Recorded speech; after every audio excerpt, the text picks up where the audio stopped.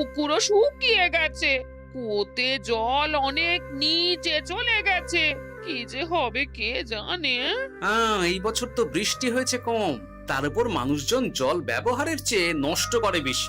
দেখি, মহারাজকে বলতে হবে।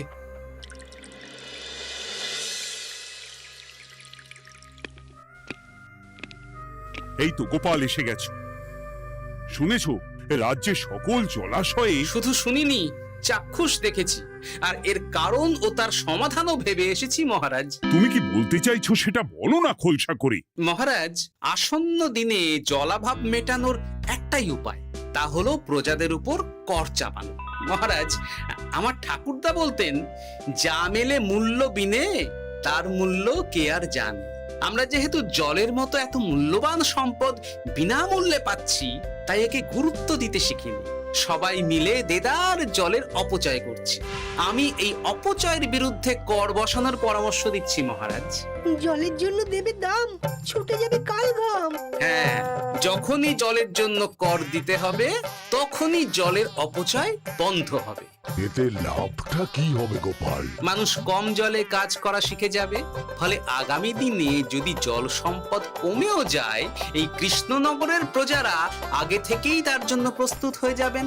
কিন্তু আমি আমার প্রজাদের কাছ থেকে জলের দাম নেব গোপাল? না মহারাজ, কর বাবদ যে অর্থ উপার্জন হবে, তার সাথে আপনার দান মিলিয়ে রাজ্যের মধ্যে একটা বিরাট কৃত্রিম জলাধার বানানো হবে। বাহ বাহ বাহ! যেখানে বৃষ্টির জল সংরক্ষণ করা যাবে মহারাজ। এতে সারা বছর ধরে আর কোনো জলের অভাব থাকবে না মহারাজ। গোপালের প্রস্তাব বড় ভালো লেগেছে। আগামী দিনে ইতিহাসে এই কর্মযজ্ঞের কথা লেখা থাকবে বলেই আমার বিশ্বাস। আর তাই আমি গোপালকে এই মুহূর্তে 50টি স্বর্ণমোহর উপহার দেব বলে ঘোষণা করছি। সাধু সাধু সাধু।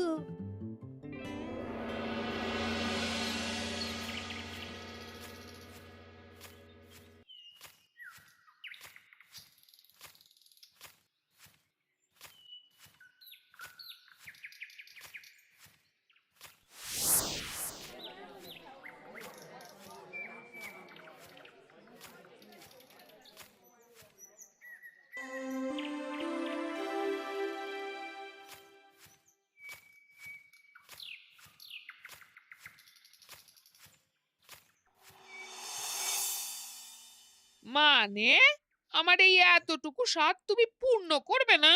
আমি কি নিজের জন্য চেয়েছি নাকি? সবই তো পাবে তোমার মেয়ে আর জামাই। হ্যাঁ, সে বুঝেছে গিন্নি, তাই বলে এতগুলো মুদ্রা আমি খরচ করতে পারবো না। পারবে না? আমি তাঁতির বাড়ি থেকে মেয়ে জামাইয়ের জন্য কয়েকটা শাড়ি আর ভালো পাঞ্জাবি কিনে একটু পাঠাবো। কিন্তু এখন আমার কাছে অত মুদ্রা নেই গিন্নি। পরে পেলে আমি ঠিক তোমার স্বাদ পূরণ করব। আবার বাজে কথা বলার জায়গা পাও না তুমি। এতক্ষণ কোথায় ছিলে গো? আমি বেলায় নদীর পাড়ে গিয়েছিলাম, তখন কমলা আমাকে বলল তোমায় নাকি দেখেছে। কি দেখেছি?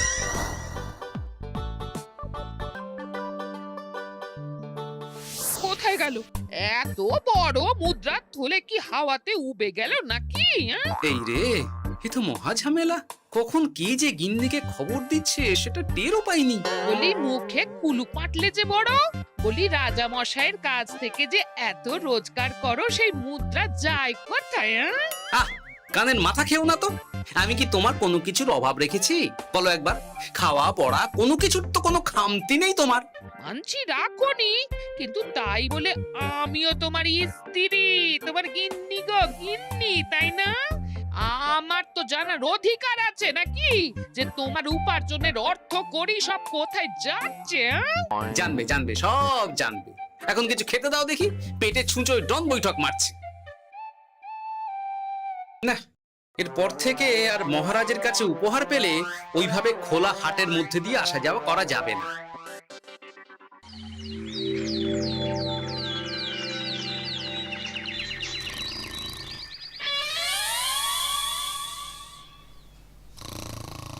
তোমার আর কোনো চিন্তা নেই গোপাল। আমি তোমার মাসোহারা তো বাড়িয়ে দিলাম, সঙ্গে প্রত্যেক দিন তুমি 10 মোহর করে পারিতোষিক পাবে। এই নাও।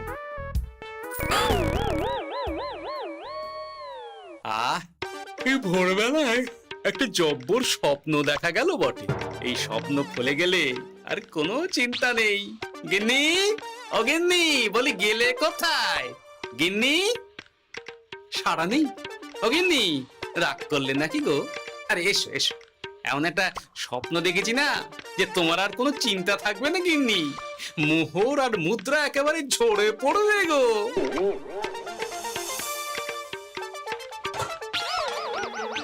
এ কি, এইসব ফলাহার সাজিয়ে রেখে গেল কোথায় গিন্নি? নিজের বাপের বাড়িতে তো যাবে না, কেউ নেই সেখানে। মেয়ের বাড়ি গেল নাকি? না, মেয়ের বাড়িতে তো গিন্নি যায় না। তাহলে না না, খালি পেটে এত ভাবতে পারছি না। আগে মুখ হাত ধুয়ে এসে কিছু খেয়ে নি, তারপর দেখি গিন্নি কোথায় গেল। না, গিন্নিকে তো কোথাও দেখলাম না। গেল কোথায়? যাকে আগে রাজবাড়িতে তো যাই, ফেরার সময় না হয় আবার খোঁজ নেব, ততক্ষণে ফিরেও আসতে পারে।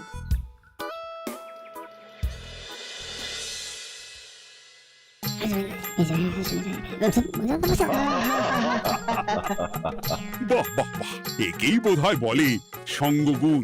অনেকদিন এত হাসি নিয়ে। যা বলেছেন মহারাজ। হাসির চোটে পেটে ধরছে খিল। কর্তা আর গিন্নিতে দেখছি রয়েছে অনেক মেল। কি গিন্নি, তুমি এখানে কি করছো? এ কি গোপাল, তুমি রাজসভায় এলে যে বড়? তুমি নাকি রাজসভার কাজ থেকে অবসর নিতে চেয়েছো? হ্যাঁ, এই কথা কে বললো মহারাজ? এই তো উনি বললেন। বলি আমি আবার কি করব? তুমি আমায় একটা কাজ দিলে আর সেটা আমি করব না বলো? আমি তোমায় কাজ দিলাম? কি কাজ? বাবা গোপাল, তুমি কি আকাশ থেকে পড়লে নাকি? তুমি তো তোমার গিন্নিকে বলে পাঠিয়েছো যে তুমি আর রাজসভার কাজে যোগ দিতে চাও না। তোমার নাকি আর কাজে মতি নেই, তুমি বিশ্রাম চাও। এই রে, গিন্নি দেখি ভয়ঙ্কর চাল দিয়েছে। আমার নামে রাজসভায় এসে এইসব বলেছে। তাই কথা ঠিকই গোপাল, যে তোমার অবসর গ্রহণের কথা শুনে আমি বিশেষ মনমরা হয়ে পড়েছিলাম। কিন্তু তোমার গিন্নি যেভাবে রাজসভায় হাসি মজা হুল্লোড় পরিবেশন করছে, তাতে আমার মনে হচ্ছে এ সাপে বর হয়েছে। এই বেলা যদি গোপালকে কায়দা করে রাজসভা থেকে তাড়ানো যায়, তাহলে আমার পথ থেকে বিরাট বড় একটা কাঁটা উপড়ে ফেলা যাবে। গোপাল গিন্নি সবার মধ্যে বিলিয়েছেন হাসি, তার জন্য রাজামশাই হয়েছেন ভারী খুশি। হ্যাঁ গোপাল, তাই আমি ঠিক করেছি তোমার স্থানে আমি তোমার গিন্নিকেই বহাল করব। হ্যাঁ, তোমার সঙ্গে ঘর সংসার করে ওর বুদ্ধি বেশ খোলতাই হয়েছে, সেটা বোঝাই যাচ্ছে। এছাড়াও আমাদের অনেক পরামর্শ দিয়ে সাহায্যও করতে পারবে। তাছাড়া উনি মহিলা বলে অন্দরমহলেও যেতে পারবেন, রানীমাও খুশি হবেন বলেই তো আমার বিশ্বাস। কি গোপাল গিন্নি, তোমার এই কাজ করতে কোনো আপত্তি নেই তো? আপত্তি কেন থাকবে মহারাজ? আমি ধন্য আপনি আমায় এত বড় সম্মান দিচ্ছেন বলে। এ তুমি আমার কত বড় সর্বনাশ করলে গিন্নি। তুমি কিনা শেষে আমার চাকরিটাই খেলে। এটা গোপালের জন্য বড় ভালো হলো, তাই না? কোনো কাজ করতে হবে না, কিন্তু রোজগার আগের মতোই থাকবে। অবসর আর উপার্জন একসাথে। না হে গোপাল, তুমি আর এখানে কাঁচু মাচু মুখে দাঁড়িয়ে না থেকে নিজের বিশ্রামে ব্যাঘাত ঘটিও না। আমাকে সবার কাজ শুরু করতে দাও। যথা আজ্ঞা মহারাজ।